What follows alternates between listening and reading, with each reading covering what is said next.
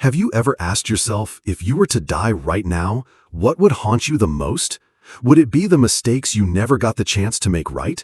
The loved ones you never told "I love you" to? The secrets you never dared to share with anyone? I died. I truly left this world, even if only for a fleeting moment. So brief, no one would have believed it happened. But I'm not going to spend the rest of my life talking about that death. What I can't stop thinking about, what won't let me stay silent, is what I saw, what I heard, and what I felt in that moment. There's a truth I had never imagined, never dared to believe. A truth revealed not through words, but through the eyes, the presence, the overwhelming light of Jesus. He didn't speak to me. He showed it to me, so deeply, so clearly, my soul felt like it was dissolving in his radiance. And what he showed me, I believe with all my heart, is something you need to know, especially if you are Black, or you love someone who is, or simply because you are human and alive in this generation. Because it wasn't a compliment, it wasn't a celebration, it wasn't even a moral teaching. It was the truth. A truth that has been buried, silenced, distorted by centuries, by history, by prejudice, and sometimes by our silence. A truth that made me weep in the very presence of heaven. I'm not a pastor. I'm not someone with a special calling. I'm just an ordinary woman, full of questions and short on faith. I used to doubt God. I used to turn away from Black friends without realizing it, just because I saw them as different. And it was that very hidden bias, the unspoken distance in my own heart, that helped me understand why I was the one chosen to see what I saw. Have you ever considered that a whole people could be hypnotized by a lie lasting for hundreds of years? That within them exists a power so immense the world has worked to bury it beneath names, labels, and systems? I didn't believe it either, not until I died and saw it.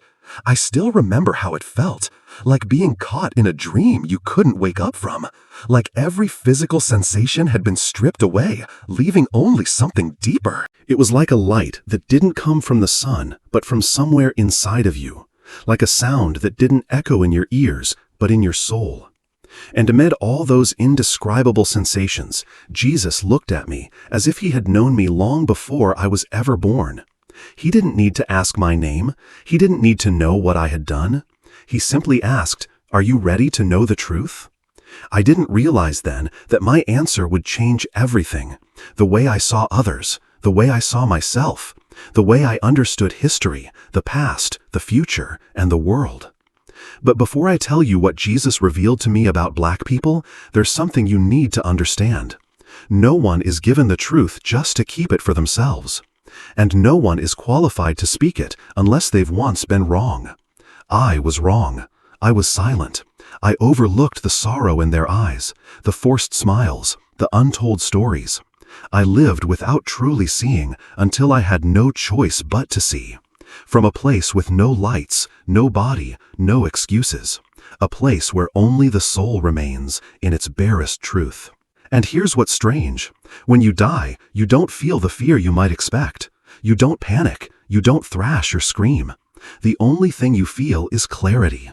It's as if every foggy thought you ever had suddenly lifts in an instant. You see everything. And in that moment, I saw myself, but not in a mirror. I saw through the eyes of my soul. I saw the weariness I had always hidden, the anger I had swallowed down, the times I stayed silent when I should have spoken up. And then I saw them, the ones I had passed by without noticing. The Black men and women who had appeared in my life were like blurred backgrounds. Suddenly, they stood out with piercing clarity, one by one. And I realized they were never background. They were light. They were chosen souls. They carried a message in their blood, one I had never heard, even though I once thought I understood the world. I know you're waiting for me to say what it was, the truth Jesus revealed, the message I brought back from the other side. But be patient. To truly understand the weight of that message, you need to know who I am, how I lived, and why someone like me, someone who didn't belong to them, was chosen to witness the most sacred truth about them. Maybe you're like me, not a bad person, but once silent in the face of injustice. If that's you, then you need to keep listening.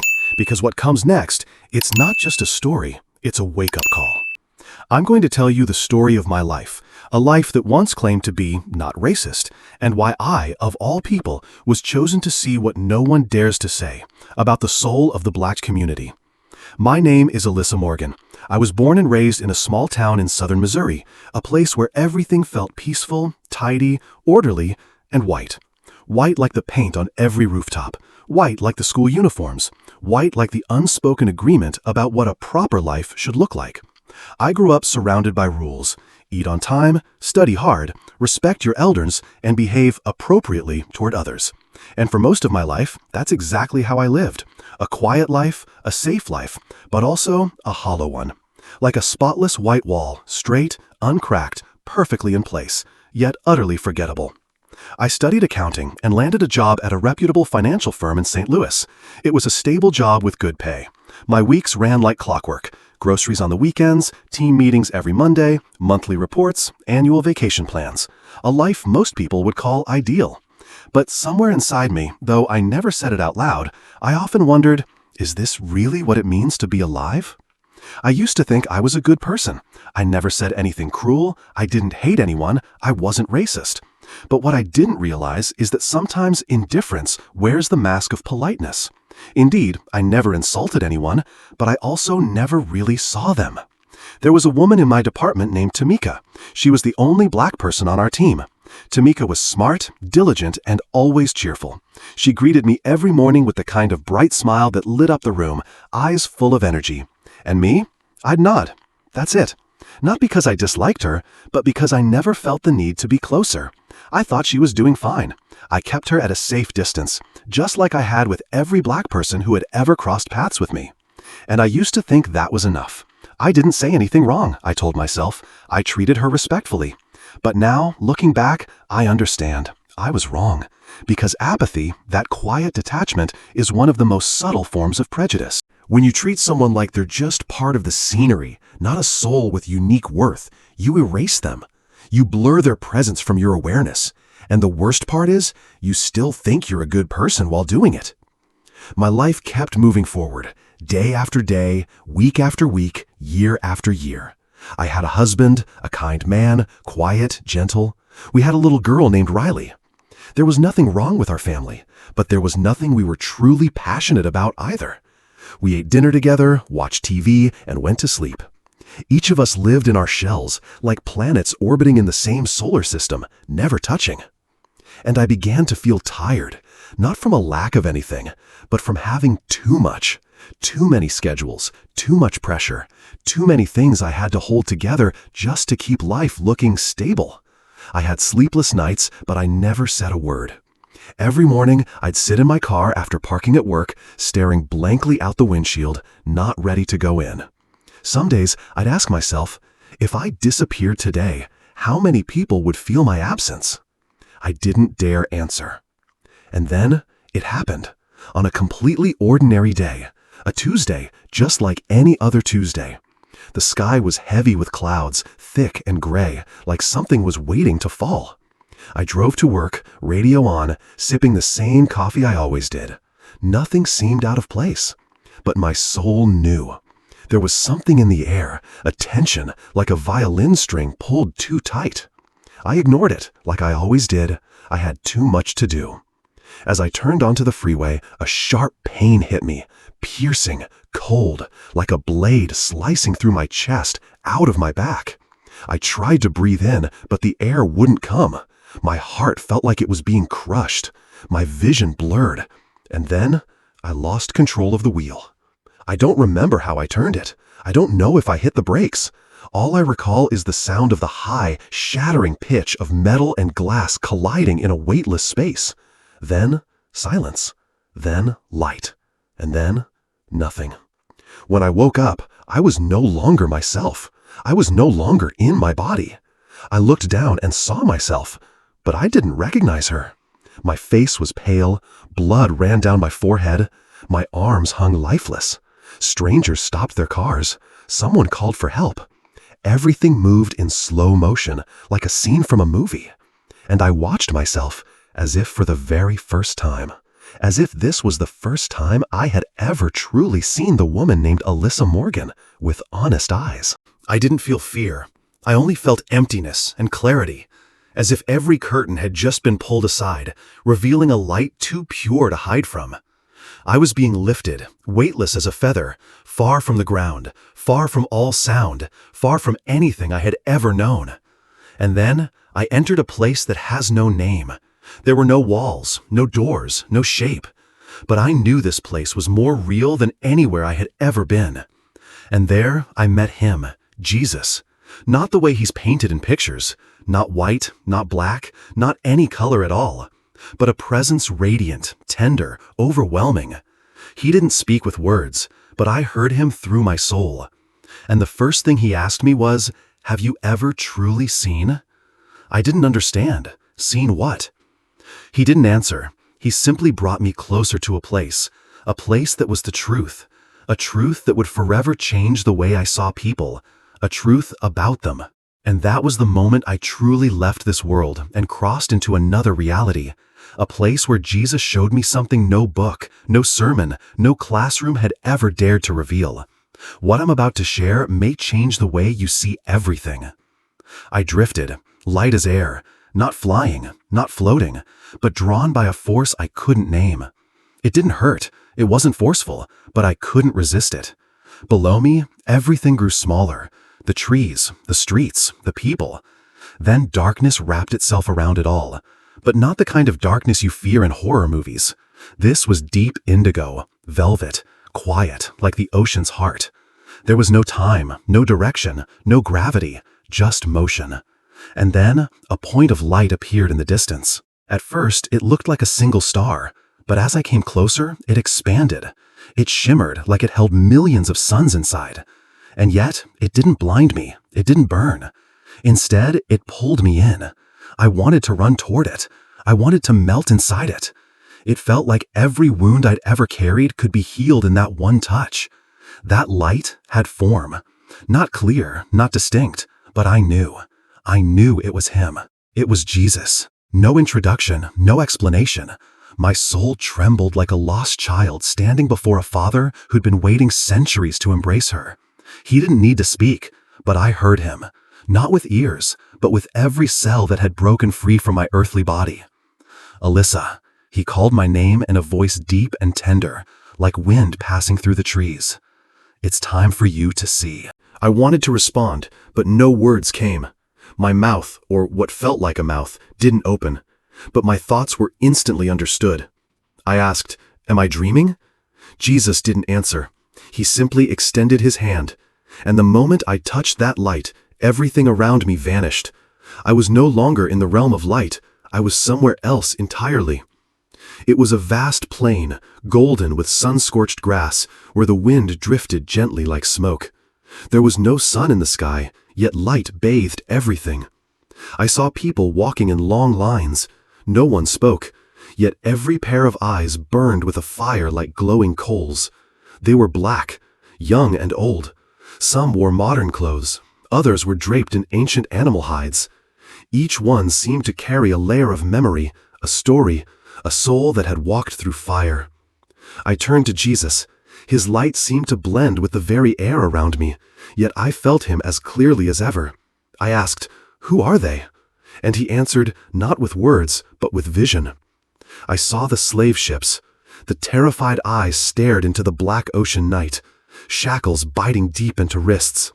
But what made me cry wasn't the pain. It was the light in them.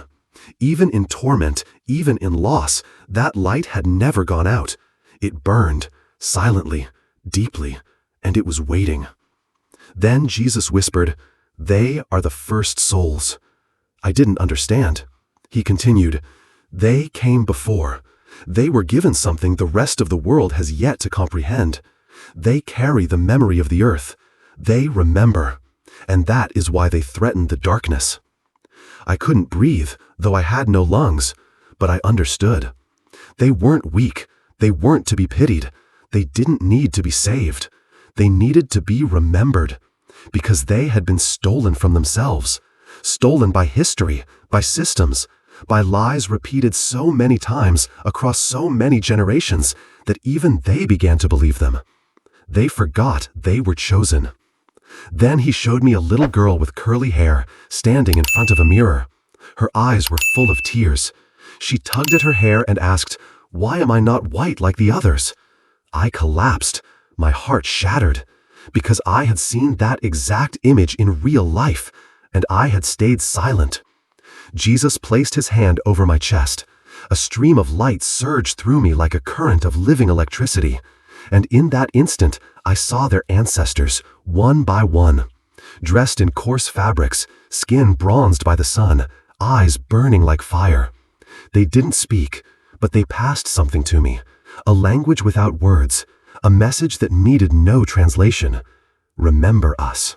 I broke down in tears, not from pain, but from regret. I had lived my whole life under the banner of what society called polite, non-racist, civilized, and yet I had never truly seen their greatness.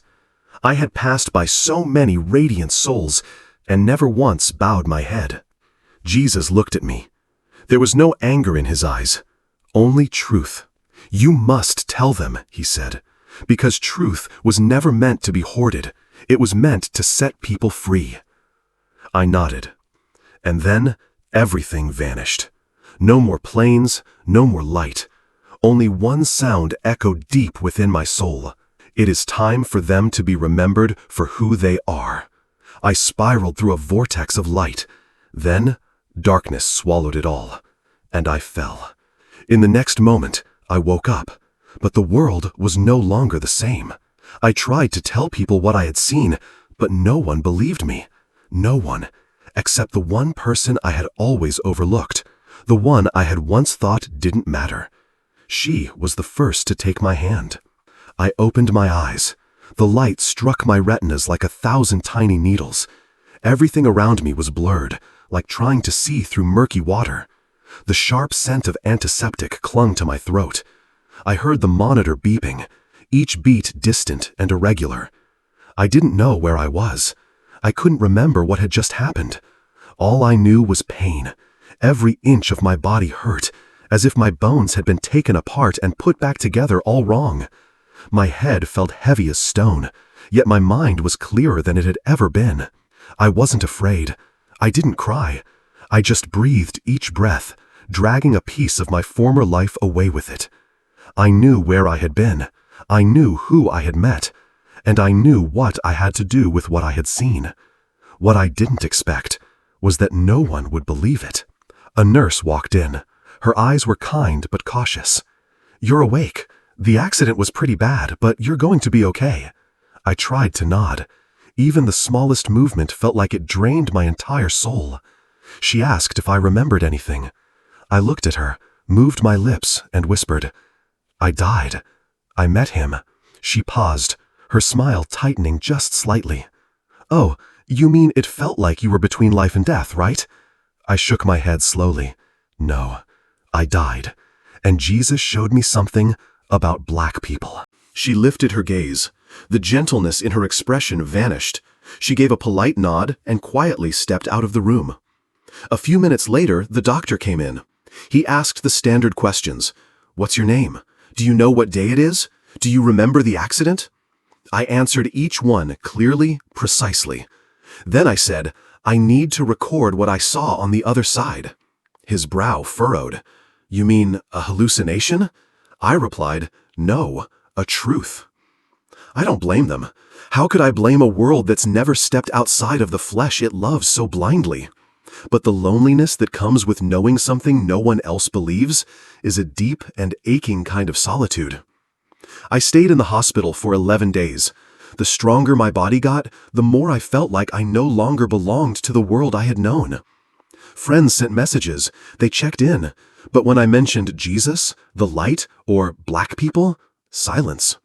Some said I was experiencing post-traumatic confusion, others sent me links to psychiatrists, and some just vanished without a single word. Even my husband, a kind, quiet man, someone who lives by logic and numbers, listened to me. Once, maybe twice, But whenever I spoke about the experience, his eyes would cloud over like fog on glass. "Maybe it was just a dream," he said. "Your body went through so much. Maybe your mind just made it up." I looked at him and shook my head. No, I had been there. I began to write. Every day, I set aside hours to record every detail. The field of souls, the light of Jesus, the faces of black men and women passing through me like a living river of history, the ancestors who spoke with silence. I had to write. If I didn't, I felt like I might shatter from the pressure of holding it in. I printed the manuscript, sent it out to a few places. Publishers turned it down. Some didn't reply at all. A few sent back polite lines. "Thank you, but we don't publish personal spiritual material." One response stood out, short, dismissive. "This kind of story is divisive, not suitable for public readership." Divisive? What I saw was the truth, was light, was love. It was the shared memory of humankind. How could that be divisive? I started to doubt myself, wondered if I had lost my mind. Was I just overwhelmed? Was Jesus merely a construct of an oxygen-starved brain? Until one evening, I was sitting alone in the living room. The light was soft. My manuscript lay on the table like the only friend who hadn't left. And then my phone buzzed. A message from someone I never expected. "Tamika, are you okay? I heard about your accident. I read part of what you posted on your blog. You said you saw them. Saw us. I believe you." I read that line again and again. My hands trembled, not from shock, but because my soul had just been touched back. Tamika, the first black woman in my life who had stood close enough, long enough, for me to truly touch her light, was the only one who believed. She didn't need proof. She didn't need convincing.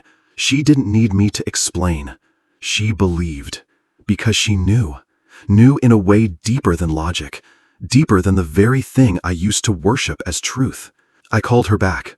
Her voice on the phone sounded gentle but firm. She said, "I don't know why you were the one to see it, but if you did, then you have to tell them, because we've lived for hundreds of years being forgotten, and if you have a chance to pull back that memory, you don't get to stay silent." That night, I didn't sleep. I sat upright and wrote everything down again, not to get published, not to become known, not to persuade, but to remember, to release. Then I started recording videos. No filters, no fancy editing, just my real voice. I looked straight into the camera and said, "I'm a white woman. I used to think I wasn't racist, but the truth is, I never truly saw.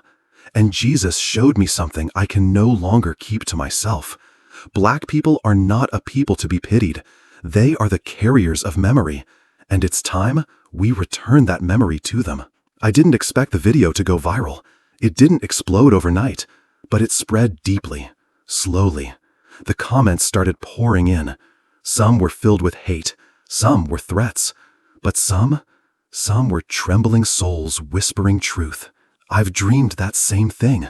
I'm white, but I remember seeing that light in the eyes of my black nanny. I can't look away anymore. You said what I've never dared to say." And I understood this was only the beginning. I started a small group.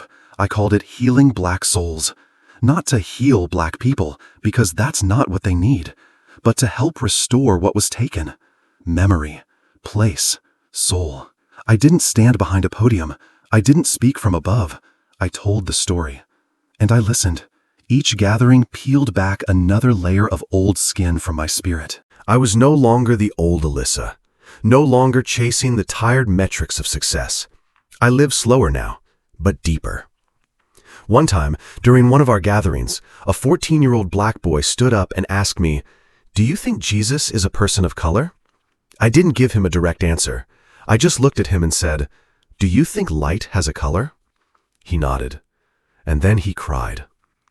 I can't claim that what I saw was absolute, but I know it was real, because never before had anything made my soul weep just from a single look.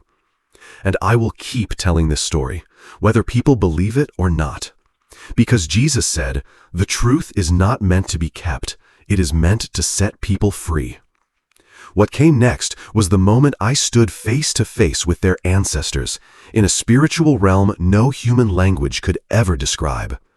They didn't speak with their mouths, but every gaze pierced straight through my spine, like a sacred drum calling forgotten souls to awaken after 1,000 years asleep. That night, after I turned off the lights, the darkness settled over the house like it always did, quiet, still, familiar. I lay in bed, eyes closed, but sleep wouldn't come. That feeling returned, that strange, unmistakable sensation, like a door was opening somewhere between two worlds. I took a deep breath.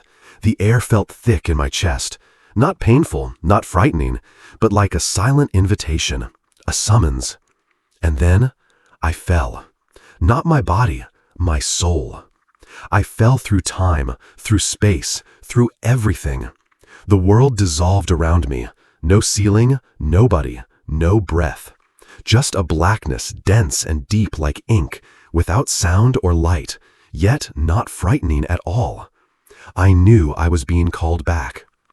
I don't know how long it lasted, but suddenly I found myself standing inside a circle. The space was unlike anything I'd ever seen. No walls, no sky, but I knew I was at the center of something sacred. Around me stood figures, not people, but souls. They formed a ring around me. Old men, young girls, women with head wraps, children holding sticks.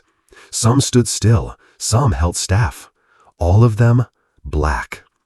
Their eyes glowed, not with electricity, not with fire, but with something ancient, like moonlight reflected on deep water. A light that didn't shine to be seen, but to silence. No one spoke, not a single word, but I heard everything. Not with ears, with my spine. An elderly woman stepped forward. Her face was carved with deep lines, like a map of history etched in skin. She didn't say a thing, but her gaze held centuries. In her eyes, I saw screams swallowed in the dark. I saw dreams stolen before they could be named. I saw bloodlines renamed, light buried. I broke down in tears. Why was I here? Who was I in their story? I had been silent. I had turned away. I had refused to see. Why were they showing me this? Then a man stepped forward, tall, built like stone, yet in his eyes the softness of a child. He reached out. His hand didn't touch me, but it didn't need to. I felt it like a current of power flowing straight through my heart. He didn't ask me, "Do you believe?" He simply asked, "Do you remember?" I was stunned. "Remember what?" I answered without thinking. He pointed to my heart. "Your soul once touched the memory of ours, but you forgot. Now you are being called back, not to speak for us, but to listen." The entire circle began to move, like a miniature universe spinning around its center. Each person stepped forward and placed their hand in the air before my chest, and with each touch, a memory rushed through me. A young black boy is being beaten for reading a book. A mother wrapping her child in torn cloth, whispering into their ear, "You are light." A young man standing in an all-white courtroom, his eyes unshaken by fear. A black girl standing alone on an empty stage, gripping a poem no one had dared to read. I couldn't take it. The emotions swept over me like a tidal wave. I was no longer Alyssa. I became their memory. I was a witness to what had never been written down. I was the blank page that had once rejected their story and was now being filled line by line with tears. Then a little girl stepped forward. Her hand trembling, she placed a small stone in the center of my palm. I looked down at it, smooth, black, and cold, and in that very moment, I saw myself. 14 years old, giggling while a classmate mocked the curly hair of a black girl. I didn't speak up. I didn't defend her. I laughed. And then I forgot all about it. But that little girl never did. I collapsed. My soul shattered into 1,000 pieces. I said I was sorry, not with words, but with the whole of my being. And then came the sound of a drum. No one knew where it came from, but it was powerful, like the heartbeat of the earth itself. Boom, boom, boom. Each beat was a summons. A new soul stepped forward from the shadows. They didn't look at me. They looked through me, as if searching for something within me that I had not yet found. And then the final figure stepped forward. Neither young nor old, neither male nor female. They were the totality, the origin. They leaned in, close to my ear, but said nothing. They only breathed. A single breath, a wind that passed straight through my soul. And I remembered. I remembered the look in Tamika's eyes when she was ignored. I remembered the unfinished story of the black Uber driver last year who told me how his grandmother had once been kicked out of a public library. I remembered the elderly black woman standing in line ahead of me at the grocery store, counting out coins, and how I sighed under my breath. I remembered everything. And in that moment, I understood. This wasn't a gift. It was a responsibility. I wasn't shown these things to keep them to myself. I wasn't forgiven, so I couldn't feel at peace. I was chosen to see, to listen, and to speak. One last time, the circle stopped turning. The elder woman, the first who had approached me, looked into my eyes, and for the first time, she spoke. We don't need someone to speak for us. We just need someone who won't look away. I nodded. Tears fell from my eyes, not from sorrow, but from the overwhelming grace of being seen. No more emptiness, no more wind, no more darkness. Only me and the truth. Then I woke up. Morning light streamed through the window, and I knew the world would never be the same again. The next day, I rose with a weight in my chest no doctor could explain. It wasn't fear, it wasn't anxiety. It was a responsibility. As if my soul had been handed a mission.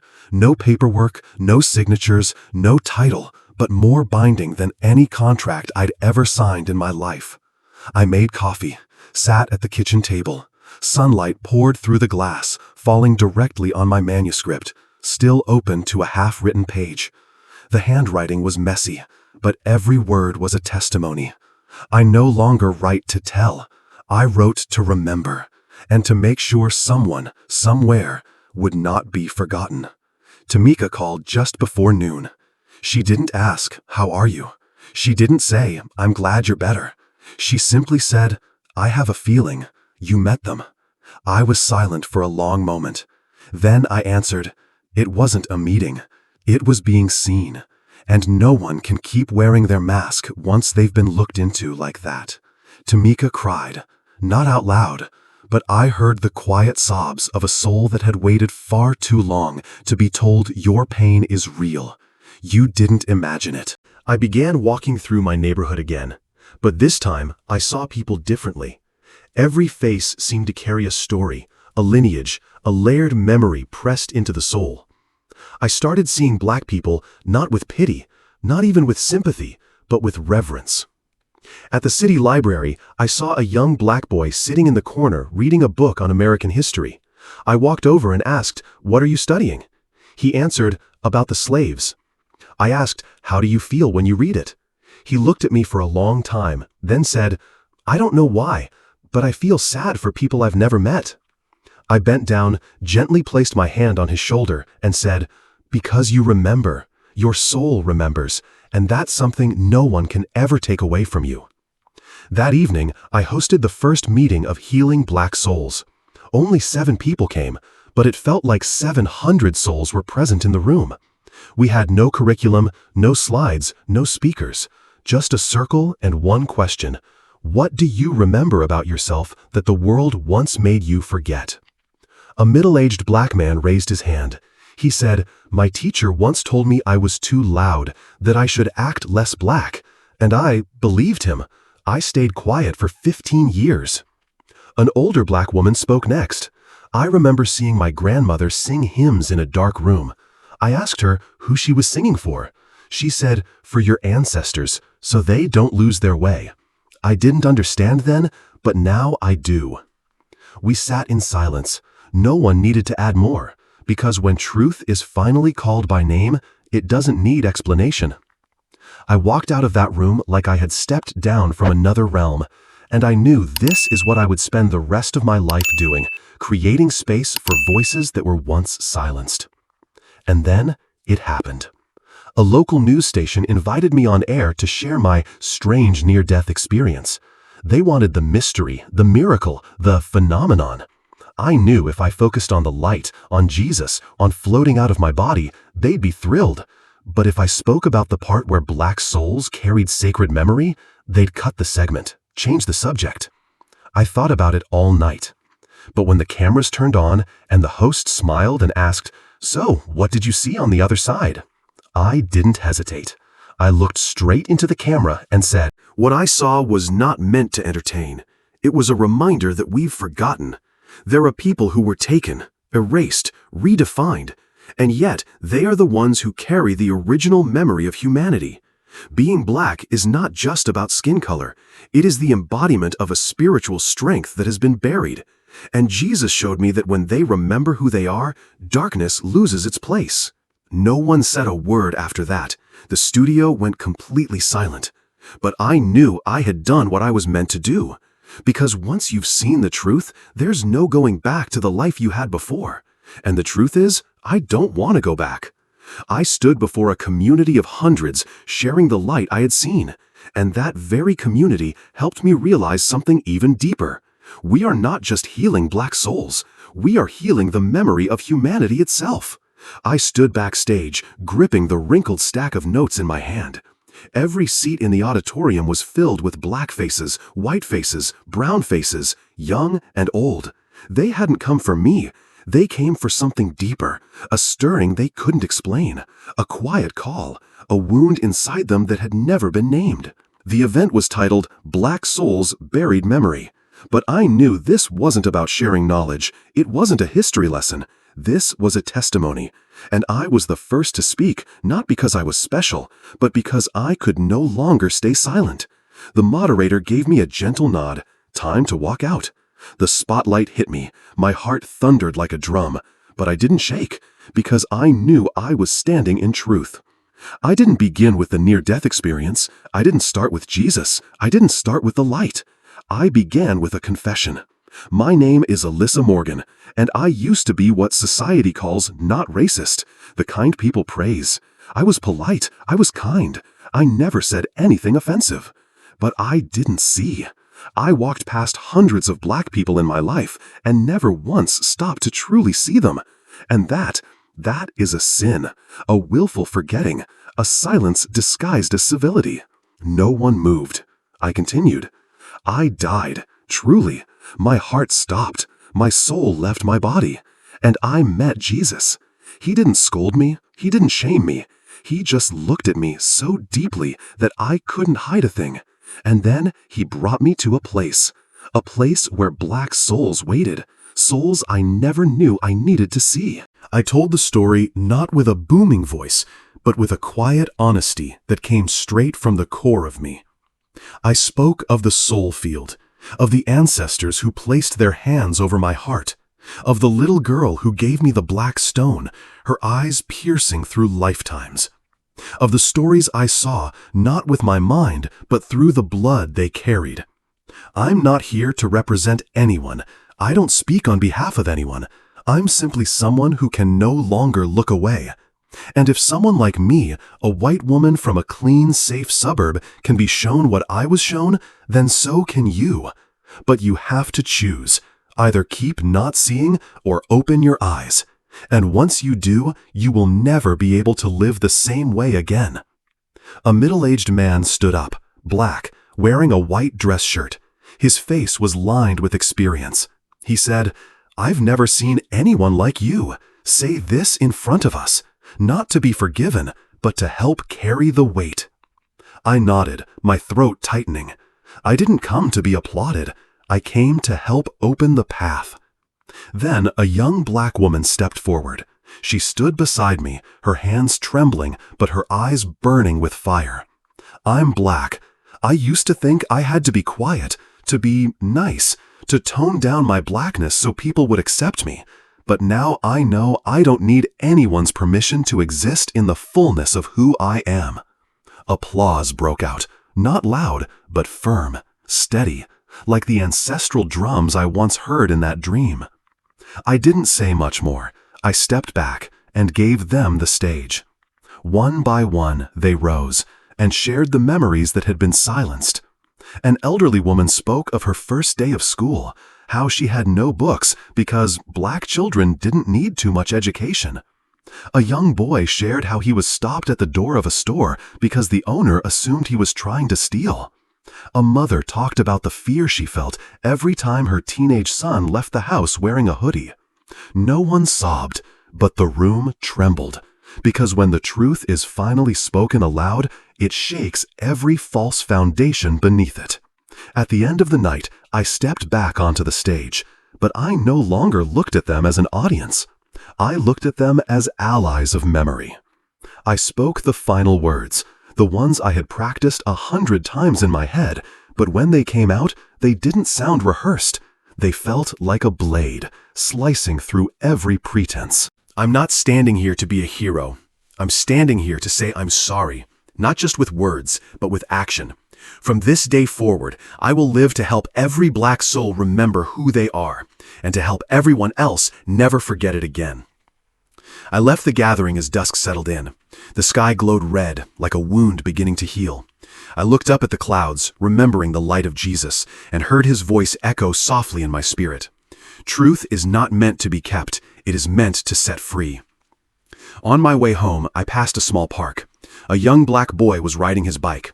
He looked over at me, his eyes clear, unguarded, without a trace of suspicion. I smiled at him, and he smiled back. In that moment, I knew something had changed. Not the world, but the way I now exist within it. I no longer saw Black people as the other. I no longer saw myself as the good one. I saw all of us as souls trying to find our way home. And that home is the truth. It is light. It is memory. It is the sacred act of looking into one another's eyes and saying, I see you, and I won't forget you again. You don't have to die to see what I saw. You only have to open your eyes. And once you do, you are not allowed to look away, because silence is complicity, and remembering is the first act of healing. So remember, speak it, and live as if you too were shown the truth by Jesus himself, just as I was.